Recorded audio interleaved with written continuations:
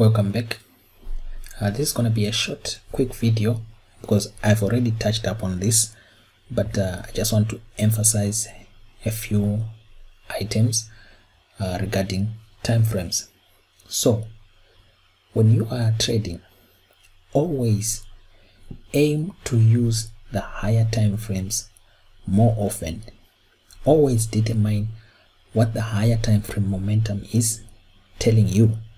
Like for instance, if you're on a monthly chart, right, always make sure you understand what the momentum on a monthly chart is telling you. Is the momentum bullish? Is the momentum bearish? You see, you need to understand that before you can make a decision to enter into trades on lower time frame. So I've already shown you guys how to customize the time frames, so you can have as much as all the time frames that are to your left inserted on your time frame. For instance, now I've inserted 3 hours and 20 minutes. Then I just need to move this up below the and then 20 minutes. I must move 20 minutes up. So this is how you add time frames, and you can also remove time frame. You see, this is 1 hour. You can remove 1 hour. If you don't want 1 hour, you can remove 2 hours. If you don't want 2 hours, like now, for instance, say I don't need 20 minutes, then we can remove 20 minutes. Then we click OK. Now we are on a monthly chart. Then always know what the momentum is saying on a monthly chart. Once you have customized your time frame, then you can switch every time, go to the lower time frame from your previous one, so that you make a decision to say, okay, what is the time? The higher time frame is bullish, so what is the next lower time frame telling me?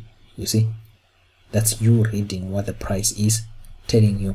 So from weekly, you need to go to a daily time frame so that you see exactly what's happening.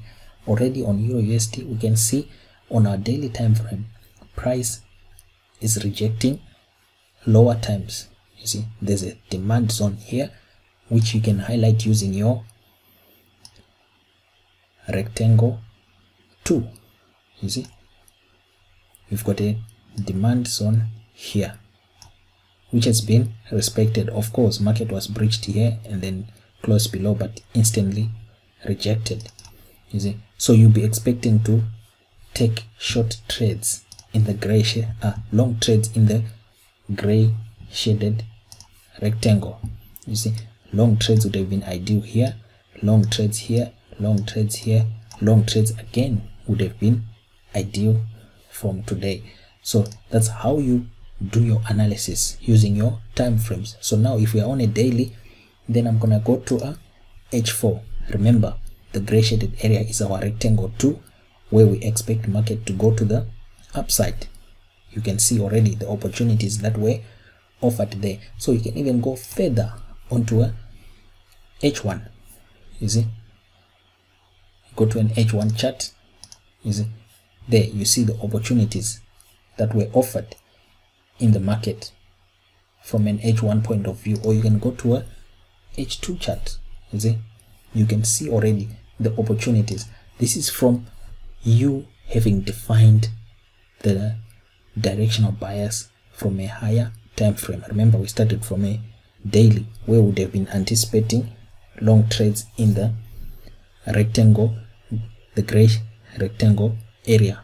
You see, so each time price dips into the gray rectangle area, you'd have been looking for price action to go to the upside. Like for instance here, this would have been your entry to the upside because it broke above the rectangle, then close above, market rallied all the way to the upside.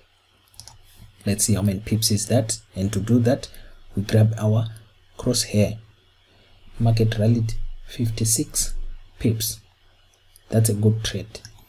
So that's how you use the time frames in your price action analysis.